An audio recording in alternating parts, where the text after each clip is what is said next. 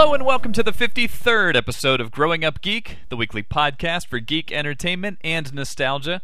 My name is Brad and I am joined by my brother Rob. Woo! How's it going, man? I'm okay.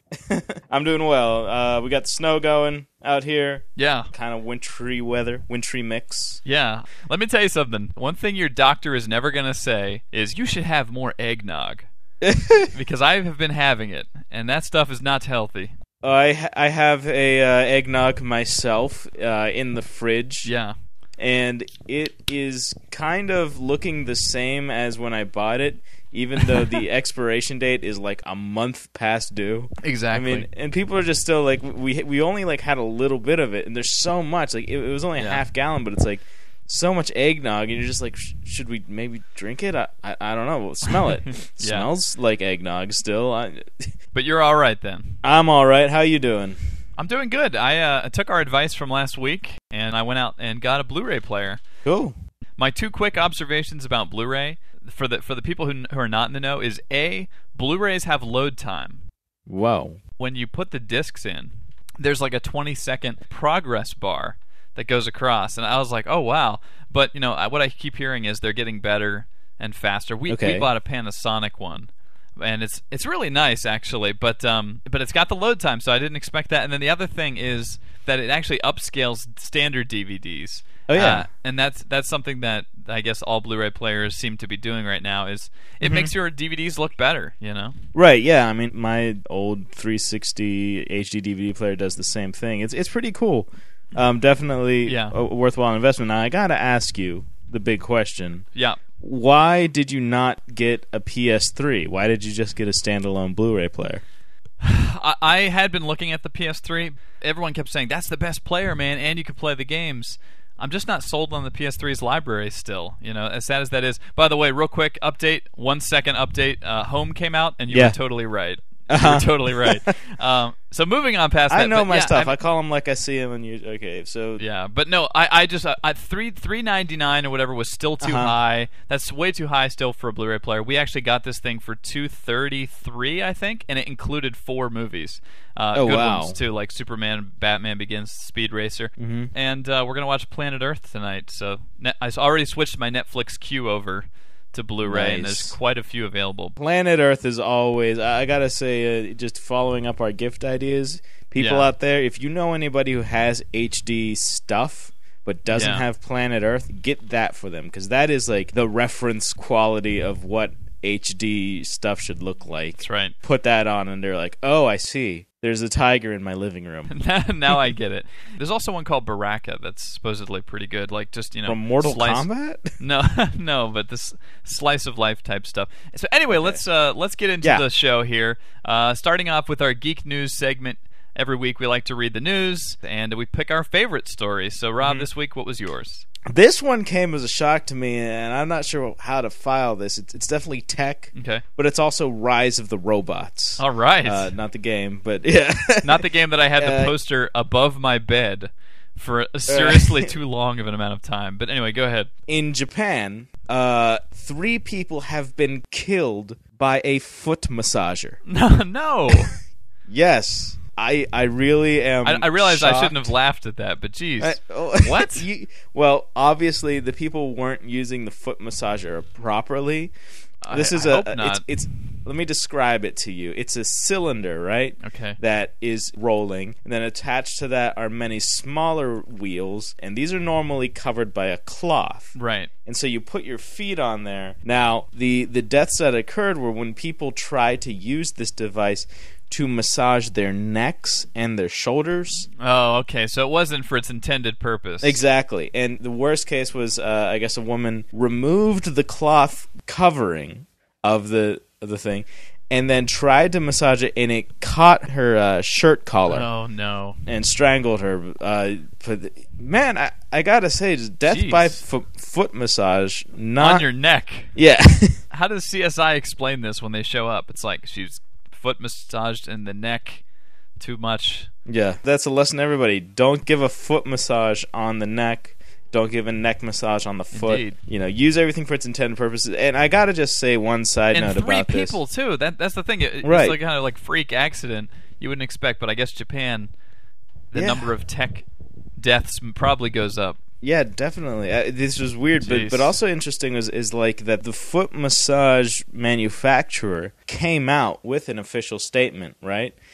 Just telling people, don't use this to massage your necks. The interesting thing was there was no recall. This is something that in America, like, if a child bruises its knuckle on something, it's like, recall everything! Yeah. These lightsabers can bludgeon you to death. I still have the Darth Maul lightsaber that got recalled because the batteries burned people. Right. If you remember that. And it's never happened to me, but I remember that it was recalled, and it was like, oh, this is a rare item now. Yeah, this thing kills people, and in Japan they still keep it out there. It probably gives a heck of a foot massage. Heck of a foot massage. You know, and this is one akin to die bringing, for, you might say. I'm not even going to acknowledge that. Okay. This is akin to putting a blow dryer in the shower, and then you see the warning, and you're like, who did this? But somebody had to do it. Yeah. You know, and they're not going to get rid of blow dryers just because you can. By the way, a life lesson from growing up geek: you can kill yourself with anything. Yeah. That was really morbid. I realize. I'm sorry, but I mean, anything can be used as a weapon. And why are our listeners killing themselves? Yeah, geez, it took a dark turn. But, I mean, if you tried to outlaw everything that was weapon, I don't know. It was just there would be nothing but you in a room, with a straight jacket. Yeah, you would have to be restrained yourself because. Yeah, you could just jab your eyes out or something. But tech deaths. Absolutely. Beginning the show with a death. Our obituary section. Use technology properly, folks. Indeed. So, my favorite news story, the year is almost over, and now it is time to hand out the awards, basically. Yeah. And so the Spike Video Game Awards were on Sunday, and then Golden Globes have been announced as well. So all kind of award news funneling in this week. Yay. The VGA highlights, basically, just so you know, Grand Theft Auto 4 won the Game of the Year. And they also, on the subject, they debuted the trailer for Lost and Damned, the DLC, the downloadable content, which looks awesome. You're going to play as this biker gang that you face down, as Nico in the standalone game, and so now you'll get to play as that biker gang.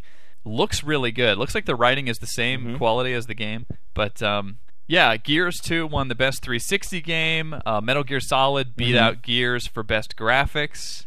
So that was kind of cool, and they showed a lot of trailers. They showed the trailer for Jack Black's, Brutal Legend, or I should say Double Fine's Brutal Legend. The people behind Psychonauts, and from everything I've heard, they really honored Tim Schafer. Like they brought him out on like a chariot, and for those who are fans of Psychonauts and Grim Fandango and things, it's like that's cool. Right, he really deserves his place in the spotlight, and everybody who's played Psychonauts or Full Throttle, for crying out loud, knows Tim Schafer's work is always top notch. This game, I'm really excited for it. So just a side note for that, check out the trailer. I like the humor. It's kind of the things that are supposed to be shocking, but really you have a sarcastic anti-hero during the whole thing who's just not surprised by any of it. Yeah, Psychonauts had some action in it, but this looks even more action focused. And again, we're talking about Brutal Legend here. So all kind of award stuff going on. Obviously, we're going to give our take on the Game of the Year. I think we're going to actually try to do that first show of the new year, maybe somewhere around there. Always love award shows. It sounds like the VGAs were much better this year. Definitely. So that was what caught my attention this week. And so without further ado, why don't we move to our main topic of discussion, which this week is going to be the best canceled TV series. Yeah, or the worst cases of cancellation, Yeah, being a geek, this sometimes happens. You watch a show, you love a show, and then it gets canned. We're going to probably do these in order from least to most robbed. Which show got the most robbed? Yeah. And I'll let you start off. What's your first pick for canceled TV series? Yeah, so this one kind of, I guess, shout out to dear old dad. But this is Battlestar Galactica. Oh, geez, wow. The original 1978 series, yeah. There was no ending. A lot of people don't realize that they were trying for home, they were trying for Earth, and never got there. Oh. Despite the fact, and this is, we'll see this common among these things, despite the fact that it won People's Choice Award, right, it still was canned. ABC dropped the show, but it wasn't too big of a loss, because in the years to come, there was a movie, there was a lot of culture still revolving around it, and eventually, even now today, there's a new Battlestar Galactica series that has picked it up. So if you're a Battlestar Galactica fan, you really haven't been left out in the dust, but the fact remains that they never really finished the original series. Wow, that's a good one. I didn't think about that. So I'm going to start off with one that maybe a lot of people haven't seen from the 90s, mid-90s, a show called Nowhere Man. Yes. This starred Bruce Greenwood, and he was a photographer named Thomas Vale, I believe. He was a guy who one day went into a restaurant with his wife. He gets up to go to the bathroom, and when he comes back, his wife isn't at the table. And then he tries to ask the maitre d' where his wife is, and the maitre d' says, I don't know who you're talking about. And he's like, you got to be kidding me. We were sitting right here. Finally, in frustration, he leaves the restaurant and he goes back home. She opens the door and she's with another guy, who claims to be her husband. Basically, in one moment, his whole life is just turned upside down. Nobody recognizes him. Nobody acts like they know him. Hence the name of the show, Nowhere Man. Right. And the best thing about it was that you started to get the sense that maybe he's not going crazy, maybe this is being done to him. And so the paranoia sets in, and it was really a cool show that we watched all the time, and I'm happy to say that it is on DVD. You can check it out. And the reason that I put it at the bottom of the list is because it has an ending. The writers saw the end was near, and they did have a decent ending. I'm sure it would have gone on longer, but Nowhere Man, definitely, if you haven't checked it out, a really cool show. Kind of like It's a Wonderful Life, but a little darker, Yeah. So, over to you. Okay, keep going on.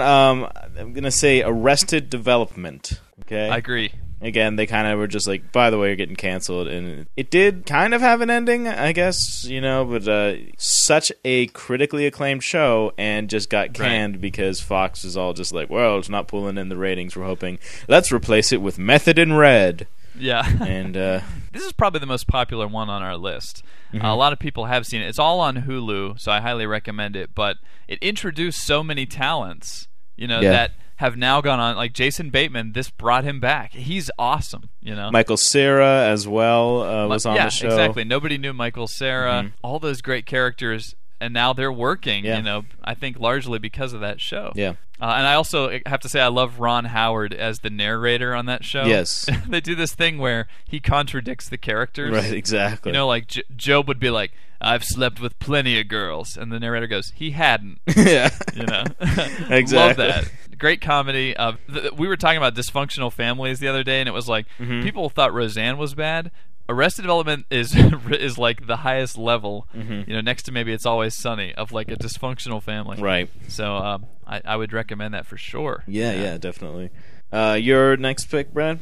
My next pick I'm actually going to give to two shows by the same writing staff, Marshall Herskovitz and Edward Zick. Okay. They created two shows that were both canceled. They were Once and Again and My So-Called Life. And the reason I'm putting those together is they have very similar feels. My So-Called Life is a teenage girl, Claire Danes, and Jared Leto, who people know from 30 Seconds to Mars. Awesome band. And it was like a whole teenage high school crush thing. And then you had Once and Again, which is more like a Brady Bunch situation where two families are merged together. And it was Celia Ward and Billy Campbell, also known as the Rocketeer. And both of these shows, they have better stories and human drama in them than most movies. Like if you're sitting at home, if you're sitting at home and you're like, how come the movies I see suck? Yeah, they do suck, and you need to go watch some awesome television. It really is better than a movie like per episode, or at least as good as. Such real characters. The parents act real. Anyway, Once and Again. And then My So-Called Life. Check out both of those shows. Great, real human drama. Yeah, talking about great drama. This is an interesting show, but I definitely bears mention. Aaron Sorkin's Sports Night. Yes. You turned me on to this show. And Amber turned me on to it, so she gets credit. There you go. Thank you, Amber. This show, I don't even know how to define it because it is comedy, but it's also drama and wit. It's as if you were to take like just clever, funny people and put them in serious circumstances. Yeah. And just point out real quickly what the show is. What it's about. It's called Sports Night because it takes place behind the scenes of a sports broadcasting channel. Basically, these two guys will get on and do Sports Center. Yeah. It's behind the scenes of that, and it's the romances and the joking and deciding what they're going to talk about. But every episode has, a moral to it, usually. There's real character development. And in the midst of it, just cripplingly good dialogue. Exactly. I don't know if I'm going to be able to even do it justice here, but like one of my favorite back and forths was between the two anchors, and he says, "Who knows more about boxing than us? Boxers. Besides them, boxing coaches. Besides them, boxing experts." He goes, "Besides them." He's like, "Nobody." He's like, "You're darn right." I think that's a great. I mean, it's just the quality. Again, the quality of the writing, the wit, the cleverness. I mean, that just kills me, and that show had it in spades. Yeah, I mean, it's an example, though, that it kind of has an ending, kind of not. You wish it could keep going on, but definitely worth checking out, worth your time. Anything, really, by Aaron Sorkin. You need to just mind the laugh tracks on the first few episodes. The networks really didn't know what they had when they had this show. No. So they kind of first times are trying to throw in laugh tracks, and that just...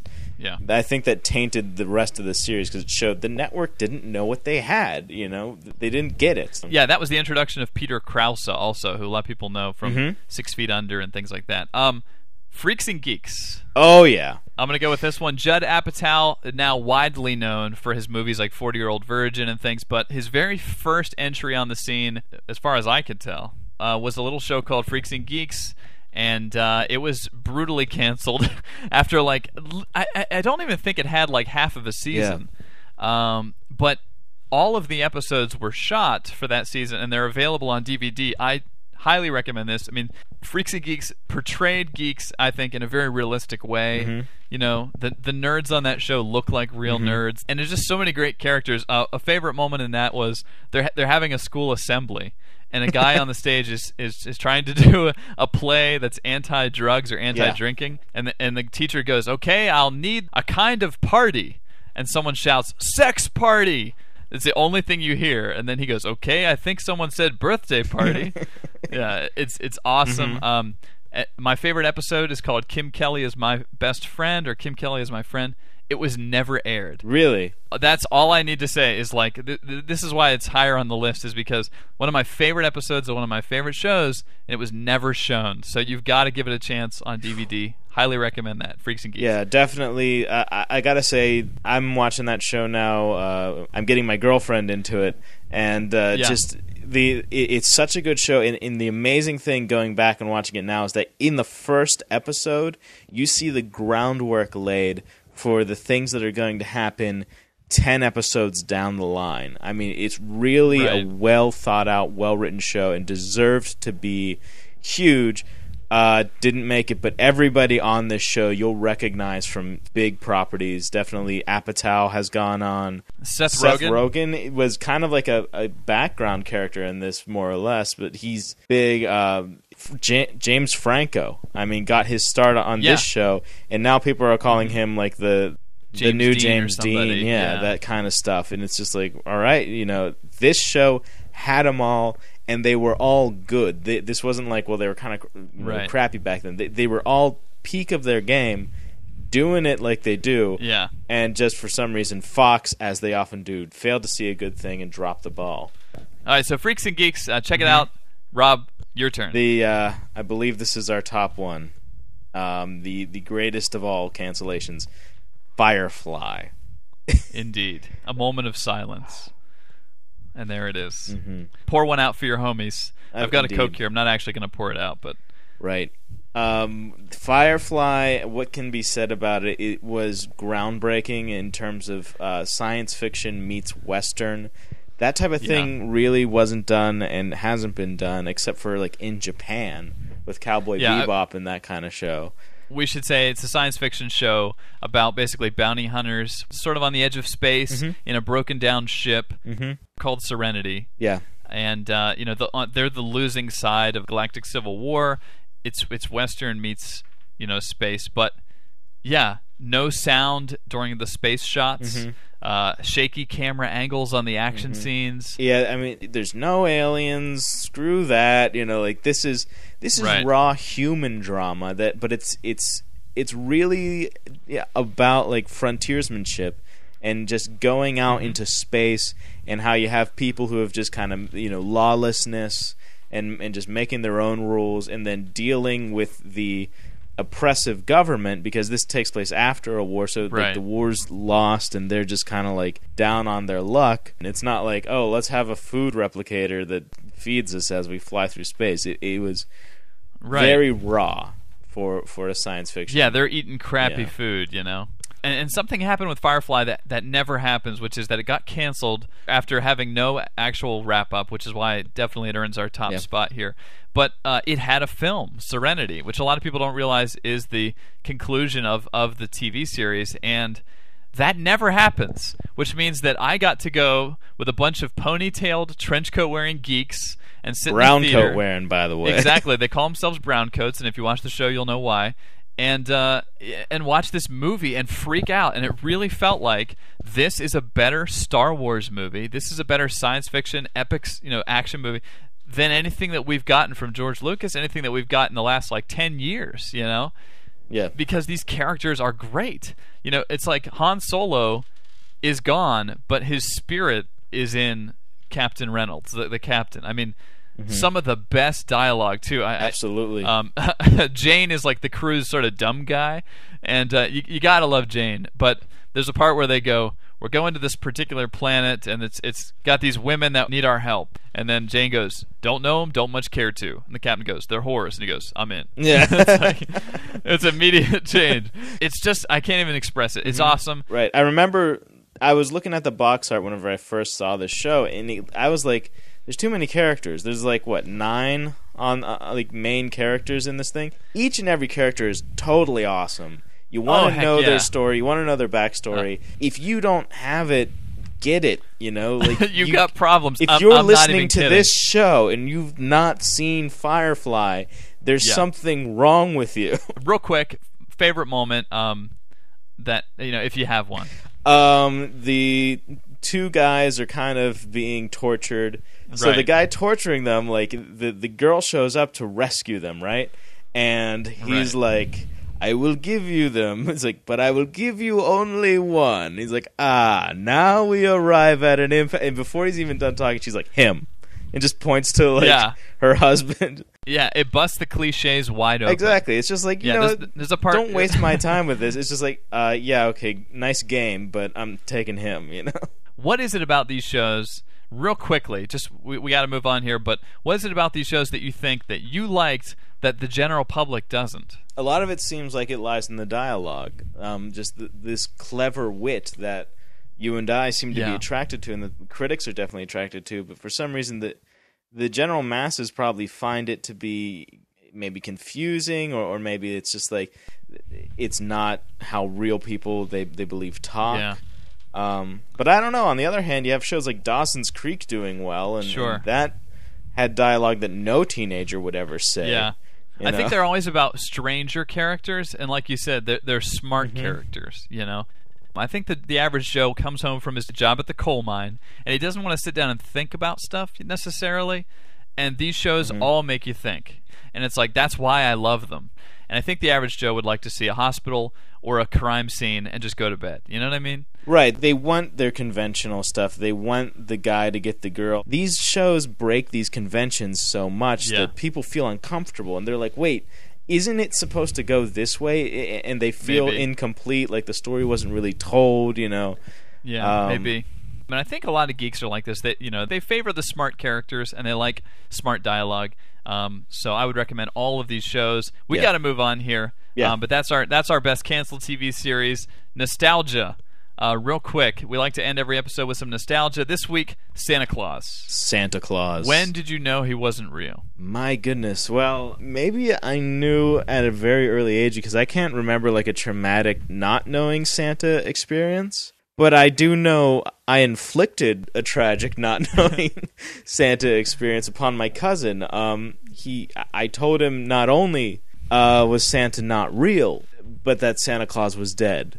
Yes, I know, because you knew about the history, like the actual guy, and I think that's all you meant was like Saint Nicholas. Actual Saint Nicholas. He had died, and we got a call from our aunt. Mm-hmm. But yeah, I mean, well, I didn't mean to. I was just being informative. But in hindsight, it was very insensitive. But children are not sensitive at all. Reminds when me it comes of to what they say. Yeah, it reminds me of a metal song by a band called Disciple that was about teaching your kids about Santa Claus and how it's like lying to them. But the best line in there is it's a great song if you look for it. But he's like, Santa Claus is dead, and then for some reason the song takes a turn at one point, and the guy goes, the Easter Bunny is dead. The Easter Bunny is dead, and it's like, the Easter Bunny never existed. Like, I understand saying, okay, kids, Santa Claus is dead. You don't have to think he's real. But to tell them the Easter Bunny is dead, that sounds like, and you killed him, or something like that. Right. That literally was the chorus of the song. I mean, I know. That's how bad that was. Yeah.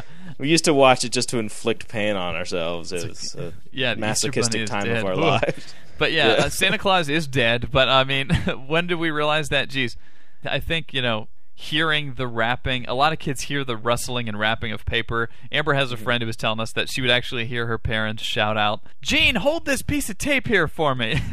Stuff like that at the bottom of the stairs. And it's like, well, there goes that mystery. I think I was aware that Mom and Dad gave us presents long before I was aware that there wasn't a Santa Claus. I still remember sneaking into the closet and finding the Game Boy. Yeah. Yeah, it was a smooth transition probably for us, because it was like, okay, Mom and Santa, and then it's like, okay, well, really just Mom, but that's still fine, Right. We have to wrap it up, but I just wanted to quickly say that, that you crushed a kid's soul, and we apologize to our cousin. But if you grew up geek like us and you have a topic that you think we should discuss, hit up our website. It's www.growing-up-geek.com. Leave us a comment or an email on there, and we'd love to hear from you. No show next week. We're taking the holiday off, as I'm sure a lot of you will be also. So even if we recorded a show, nobody would be listening. And but thank you for listening this week. Once again, my name is Brad. You can't take the sky from me. And we'll see you next week.